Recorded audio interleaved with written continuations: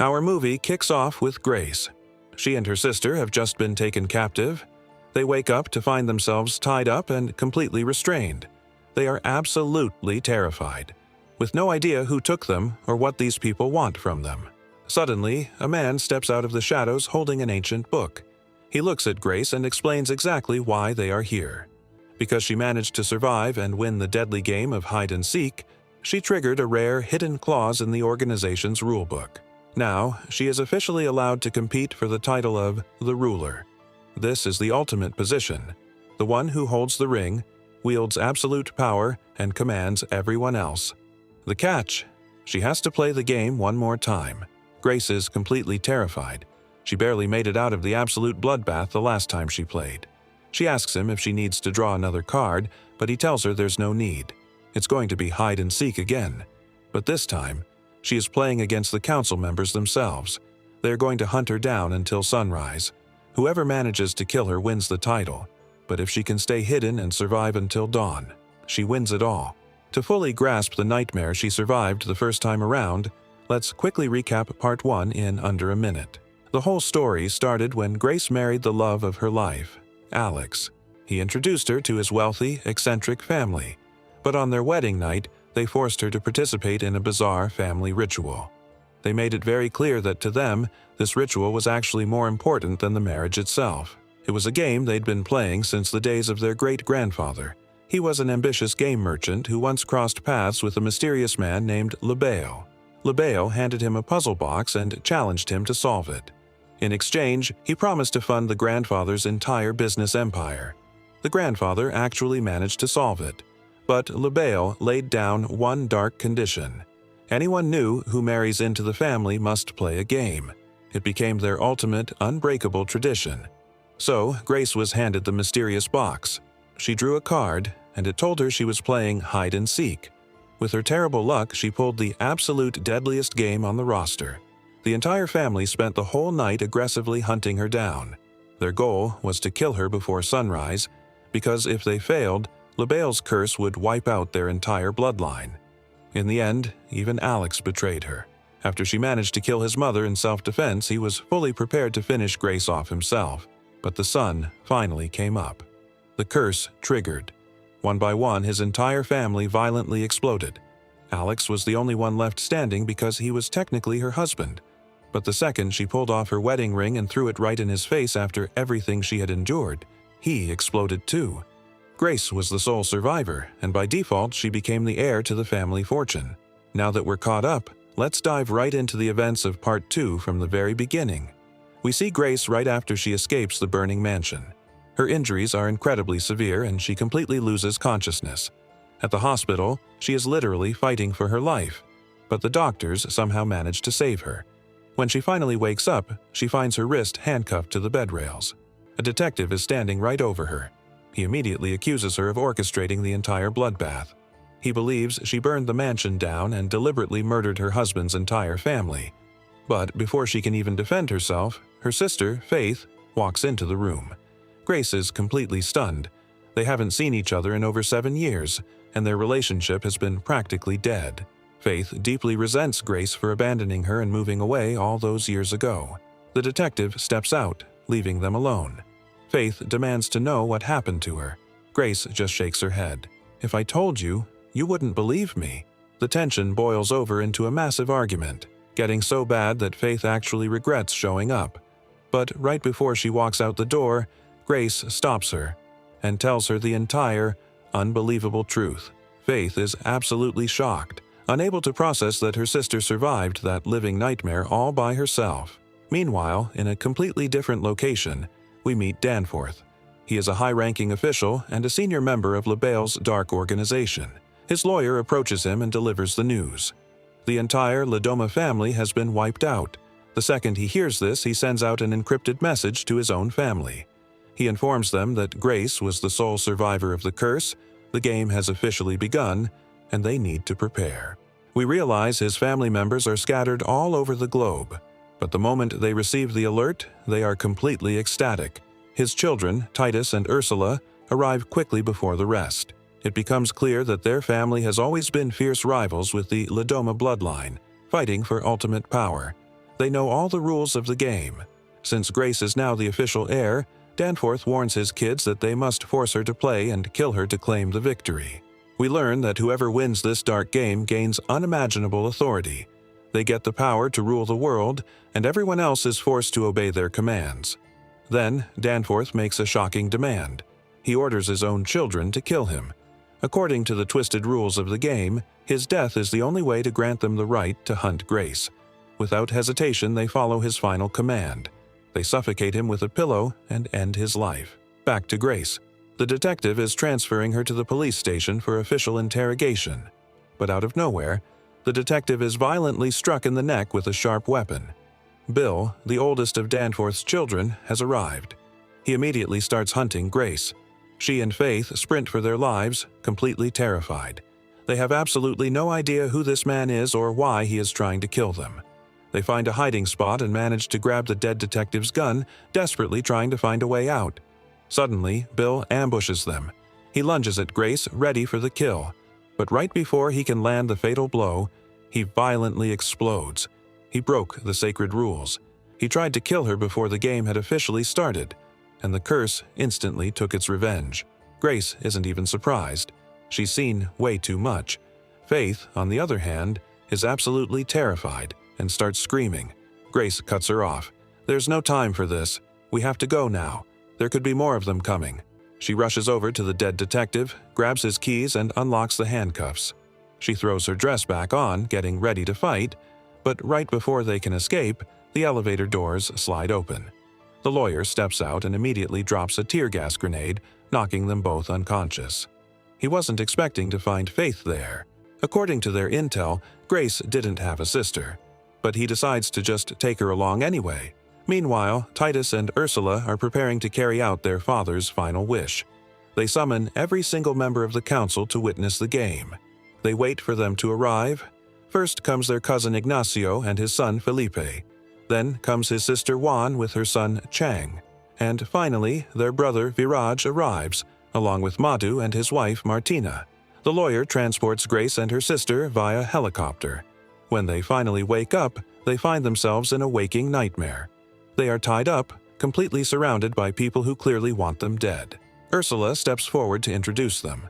"Welcome to our home," she says with a smile.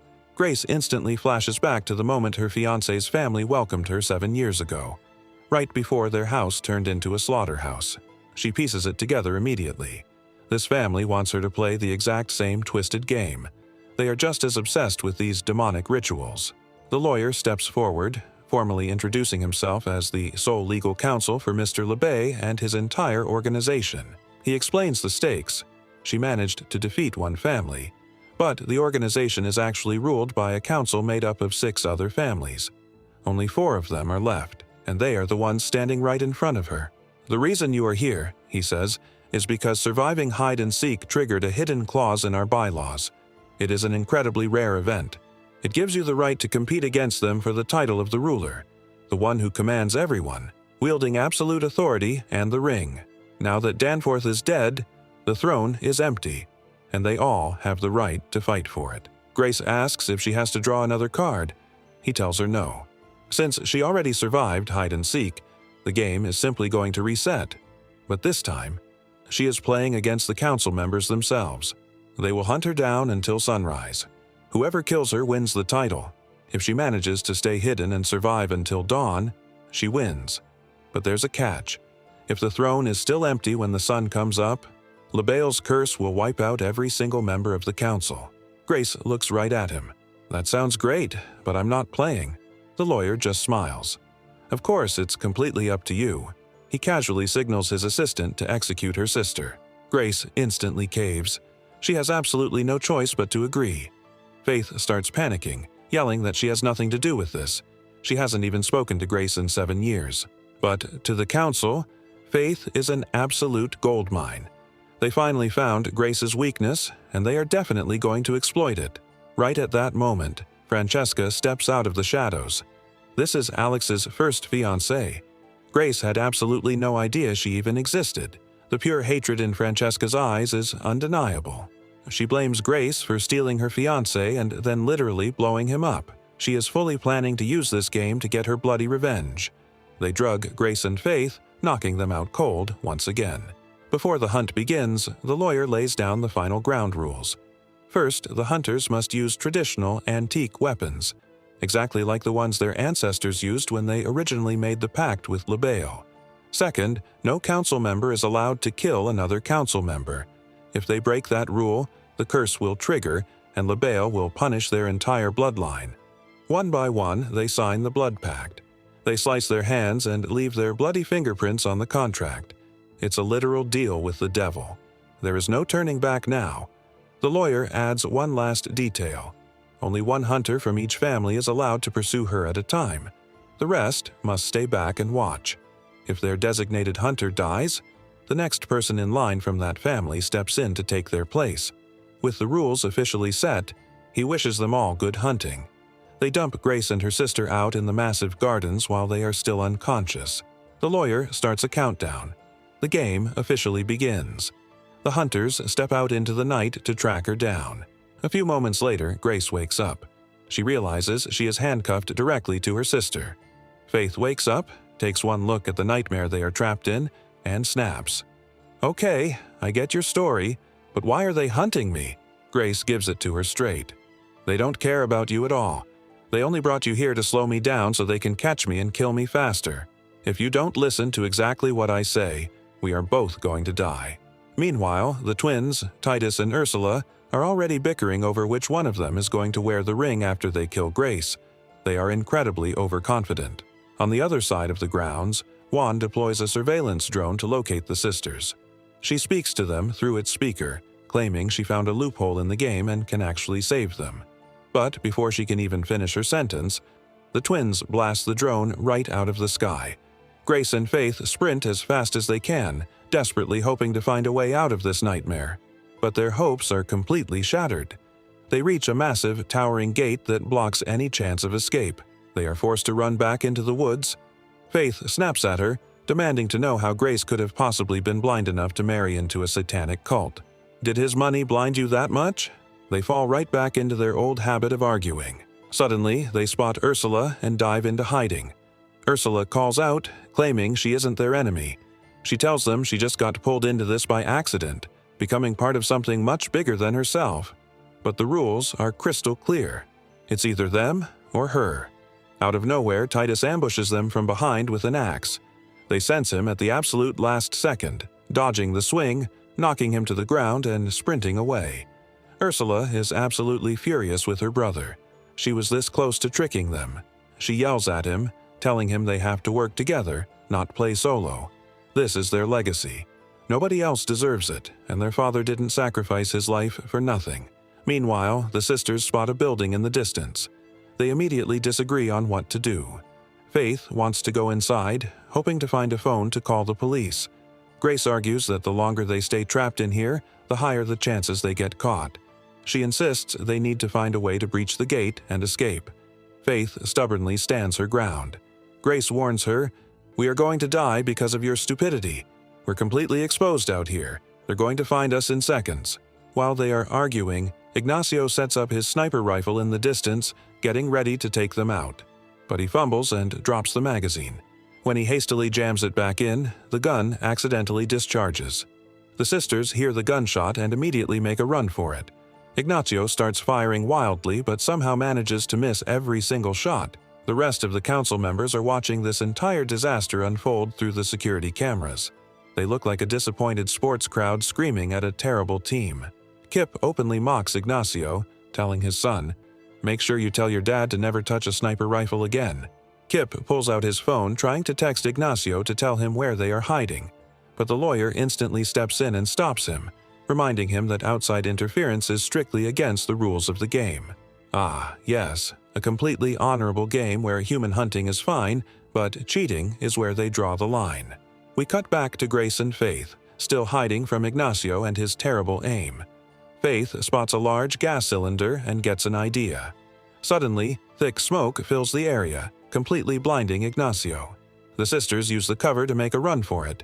This time, Ignacio's shot finally hits something: the gas cylinder. The entire area explodes. Grace takes some shrapnel to her arm, but the smoke gives them the perfect cover to escape completely. They break into a hotel owned by the family, which was completely emptied out just for this game. Faith treats Grace's arm, pulling the shrapnel out. While she patches her up, Grace admits the truth. She tells Faith she actually spent months looking for her because she wanted her at the wedding. She turned everything upside down but couldn't find her. She really wanted her sister there. Suddenly, Viraj walks into the room. They spot him and bolt before he sees them. They rush into the hotel's laundry room and quickly agree that their only chance is to face him together. But first, they have to get rid of the handcuffs chaining them together. Viraj hears the loud grinding noise of a saw and tracks them to the laundry room. But when he walks in, the room is empty. Suddenly, the sisters ambush him. They overpower him, grab him, and shove him headfirst into a massive industrial washing machine. Grace doesn't hesitate for a single second. She hits the power button and watches it spin. Faith is completely horrified, staring at Grace in shock that she actually had it in her to do something so brutal. But Grace calmly stops the machine mid-cycle, reaches in, and grabs his phone so they can finally call the police. Right after he's been tumbling around inside, Viraj crawls out, looking absolutely grotesque. His family watches the gruesome scene from the security cameras and is completely terrified. They realize they severely underestimated Grace. She is incredibly strong and completely ruthless. Madhu starts panicking. Since his brother just failed, he is the next in line to hunt her. The lawyer smoothly informs him that if he refuses, Mr. Lebel will be very displeased, and the curse will claim his life immediately. So, acting with true courage and chivalry, Madhu decides to sacrifice his wife. He quickly signs a document officially transferring his title as head of the family over to her. Before she can even start screaming at him for his cowardice, he hands her the weapon and forces her into the hunt. While Martina gets ready to track them down, Grace dials 911 on Viraj's phone. She gives the dispatcher their exact location and begs for help. What she doesn't know is that Ursula is the one on the other end of the line. She successfully intercepted and rerouted all the calls in the building, anticipating they would try to reach the police. Ursula tells Grace to wait by the main entrance, trying to lure her into a trap, but before they can move, Juan suddenly steps out in front of them. She raises her hands and says, "I'm not here to hurt you. I came to make a deal." Grace asks what kind of deal. Juan explains that she actually found a loophole in Lebel's twisted game. "If you marry one of the council members," she says, "he takes the title and you get to live." Juan suggests she marry her son, Chang. The moment she says yes, the hunt ends completely. Grace rejects the offer without a second thought, but Faith is practically begging her to reconsider. Absolutely terrified of what they are going to face before sunrise, they ask what exactly happens if she actually says yes. Juan explains that Grace will officially become part of the organization, meaning she'll have to perform their demonic rituals just like the rest of them. Grace stares at her. "Oh, so you mean sacrificing goats and slaughtering innocent people? No thanks, I'll pass." Right then, Ignacio steps out of the shadows, aiming his weapon to finish them off. But Juan steps directly in front of the sisters, shielding them. She glares at him. "You know you can't break the rules and shoot me." She turns back to Grace and turns up the pressure. There is no time left. She either agrees to the marriage or Juan is forced to join the hunt and kill her herself. Faith pleads with Grace to just say yes so they can end this nightmare. Suddenly, the tension spikes as Ignacio takes a step closer. Grace reacts on pure instinct.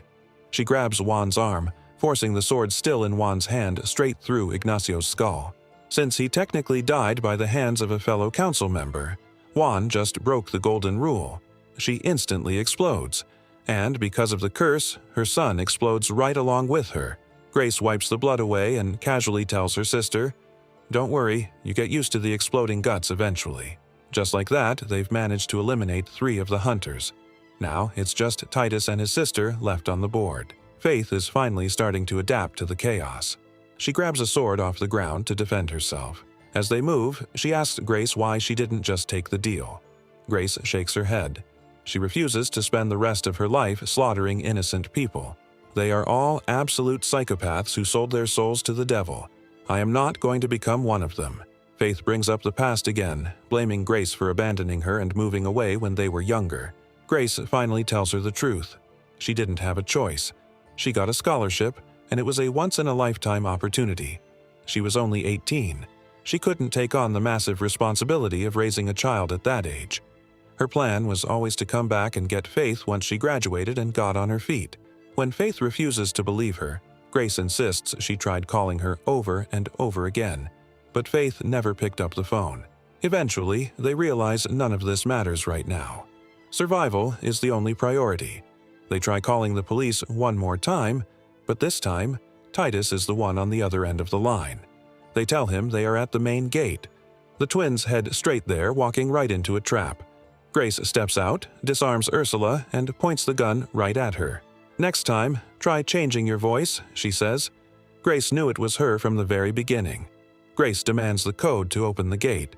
The twins refuse to speak. Grace presses the gun harder, threatening to shoot Titus if Ursula doesn't talk.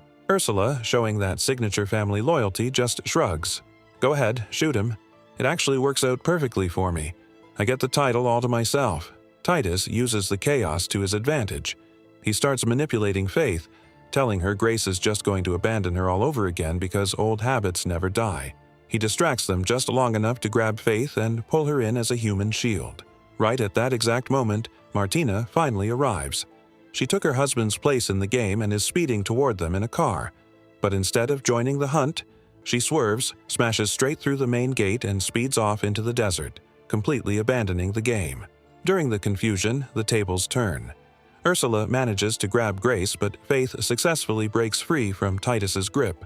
Grace screams at Faith to run. She tells her to leave her behind, not look back, and go find the police. But Faith refuses to abandon her sister. Ursula manages to stab Grace, but Faith rushes back and saves her at the absolute last second, dragging her away into the woods. Titus gets back on his feet, glaring at his sister. He is absolutely furious that she was ready to let him die just a few minutes ago. She tries to lie her way out of it, claiming she was just bluffing them and that he means everything to her. He doesn't buy a single word of it. If the roles were reversed, he would sell her out in a heartbeat for that title. Back at the mansion, Madhu realizes his wife just fled the game. He demands to step in and take her place, but the lawyer shuts him down immediately. He reminds him that he officially signed away his authority.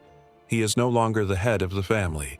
He is just a subordinate to his wife now, even if she is a runaway. And now, it's Francesca's turn. She gears up, heavily armed and fully prepared to step onto the battlefield to finally settle her score with Grace.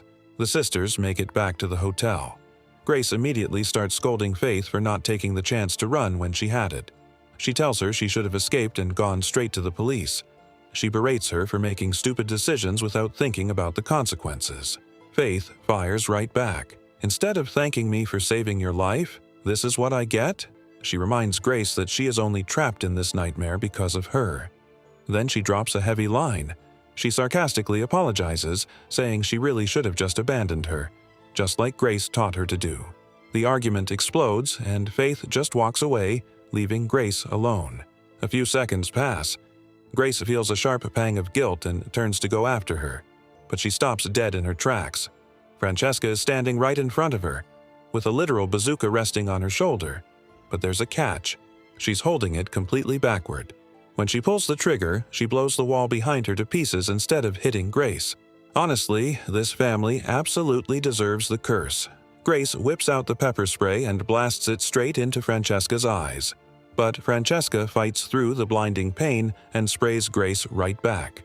Now they are both completely blind, swinging wildly and attacking each other in the dark. At the exact same time, Faith is crushed by guilt. She decides to turn back and help her sister, but she's too late. Titus steps right out of the shadows, blocking her path. He smirks at her. "The best thing you ever did was show up tonight. Because of you, we finally have her." Faith tries to fight him off and make a run for it, but he catches her and beats her to the ground. Back to the blind brawl. Francesca closes in on Grace, screaming that she stole Alex from her. But Grace shatters her delusion right there. "He never loved you. He never even mentioned your name." Grace charges at her, shoves her backward, and smashes a piano right over her head. Meanwhile, Titus is just about to finish Faith off, but Ursula stops him. She tells him it's much smarter to keep her alive and use her as bait. They can lure Grace right into their hands. Titus grabs a microphone and his voice echoes through the entire hotel. He tells Grace they have her sister. He holds the mic up so Grace can hear Faith scream. He gives her exactly 10 minutes to surrender. If she doesn't show up, he'll kill Faith himself and then hunt her down. Grace is trapped. She desperately looks around and spots a weapons cache. She grabs a shotgun, checks the security feeds to pinpoint their exact location, and starts walking. On her way, she passes Francesca, who is somehow still alive. Grace doesn't even hesitate. She shoots her straight in the head and says, "Tell Alex I said hi." Grace breaches the council's headquarters. Everyone panics. Felipe scrambles to sign the contract, officially taking his dead father Ignacio's place in the game.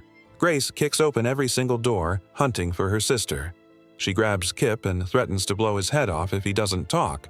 Suddenly, Felipe bursts in with dual pistols, firing wildly at her. He empties both clips, but every single shot misses. Grace ducks into a storage room, but Titus is waiting for her. He stands right in front of her, threatening to kill Faith if she doesn't drop the gun. Grace looks at him and drops a massive bombshell. "Marry me." Titus is completely stunned. Faith screams at her sister not to sacrifice herself. But Grace explains the loophole Juan told her about. If they get married, he gets the ultimate title, and she gets to live. Titus looks over at the lawyer. The lawyer stays completely silent, confirming that the loophole is real. Since they are running out of time to actually hunt and sacrifice her, Titus agrees. It's the perfect shortcut. Grace steps out and hugs Faith, having just saved her life. As everyone prepares for the dark wedding ceremony, Ursula pulls Grace aside. She warns her that Titus is dangerous. She suggests they team up, take him out of the picture entirely, and rule the council together. But when Ursula turns around, Titus is standing right there. He heard every word. "What a great sister," he says coldly.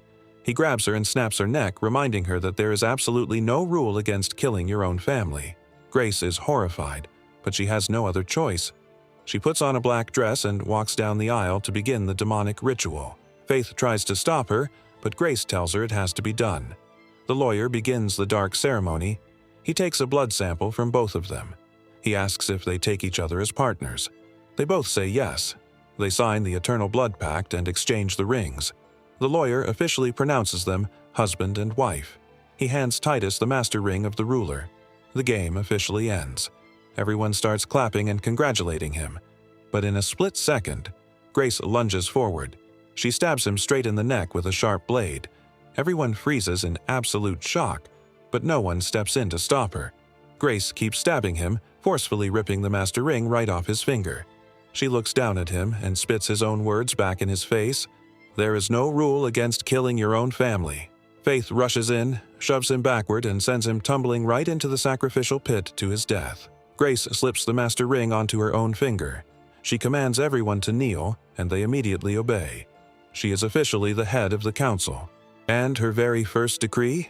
She completely abdicates her title and officially withdraws from the entire organization. It's the only way to truly escape with her life.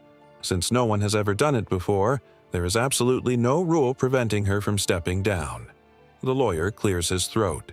He announces that the ultimate title is now completely vacant. Anyone in the room can claim the ring and rule the organization. But he points out one terrifying detail. The sun rises in exactly 3 minutes. Grace smiles, knowing exactly how this game works. She looks at the lawyer, and if no one puts the ring on before then, the lawyer finishes her sentence. "The curse will claim everyone in this room, and you will all die." With chilling calmness, Grace slowly pulls the master ring off her finger and drops it straight into the sacrificial pit. Just like that, the game is reset. Absolute chaos erupts. The remaining council members completely lose their minds. They dive headfirst into the pit, clawing and violently stabbing each other in the dark, desperately hoping to find the ring and slip it on before the clock runs out. Grace just stands there and looks at the lawyer. He gives her a solemn nod, officially confirming that the pact is broken. She is free. She and Faith can finally walk away. And the second the sun breaches the horizon, time runs out. The curse strikes. Down in the pit, every single one of them violently explodes. The entire hole instantly turns into a massive, gruesome pool of blood. Suddenly, Madhu comes jogging out of nowhere, looking incredibly relieved. He actually thinks he survived the night just because he backed out of the hunt earlier. But a few seconds later, He explodes too. As the smoke clears, the sisters catch a glimpse of a shadowy figure standing in the flames. The ghost of Mr. LaBelle himself. He gives them a subtle nod, a silent acknowledgement that they fairly beat his twisted game and survived his curse. He lets them walk. Grace and Faith step out into the daylight side by side, leaving the absolute nightmare behind them, finally ready to wipe the slate clean and start a brand new life together.